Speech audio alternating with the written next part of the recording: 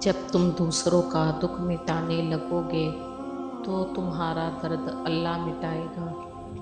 اللہ کو بہت پسند ہے دولت مند کی عاجزی، جوانی کی عبادت، غربت کی سخاوت اور گناہ گار کی توبہ۔ ہمیں ہمیشہ یہاں نہیں رہنا ہے، واپس اللہ کے پاس جانا ہے۔ اچھے بن کر جاؤ۔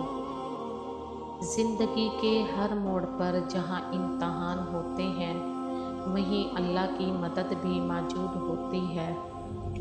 صبر والے سکون میں رہتے ہیں کیونکہ انہیں معلوم ہوتا ہے کہ اللہ بہتر کرے گا۔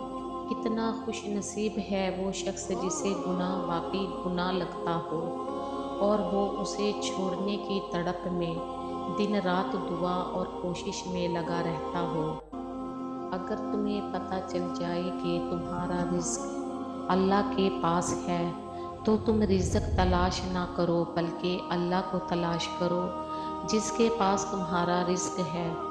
مشکلیں دینے والوں سے بڑا مشکلوں سے نکالنے والا ہے۔ یہ بات سمجھ آ جائے تو مشکل زیادہ دیر مشکل نہیں رہتی۔ اللہ امتحان بھی سخت لیتا ہے اور ہارنے بھی نہیں دیتا۔ یا اللہ مجھے اتنا بدل دیجئے یہاں تک کہ آپ مجھ سے محبت کرنے لگیں۔ خاموشی بہت سارے بھرم رکھ لیتی ہے۔ یہ اوقات ہے میری اور تیری، پھر یہ تکبر کیوں، پھر یہ حسد کیوں اور نفرتیں کیوں؟ ہر وقت ایک دوسرے کو نقصان پہنچانے کی تدبیریں کیوں؟ اے لوگوں، دنیا کے تمام راستے قبرستان کی طرف جاتے ہیں۔ اللہ پاک ہمیں اپنی اوقات کو یاد رکھ کر زندگی گزارنے کی توفیق عطا فرمائے، آمین۔ مشکل کے بعد آسانی صرف صبر کرنے والوں کو ملتی ہے۔ آتے ہوئے اذان ہوئی، جاتے ہوئے نماز۔ بہت مختصر زندگی ہے، محسوس تو کر۔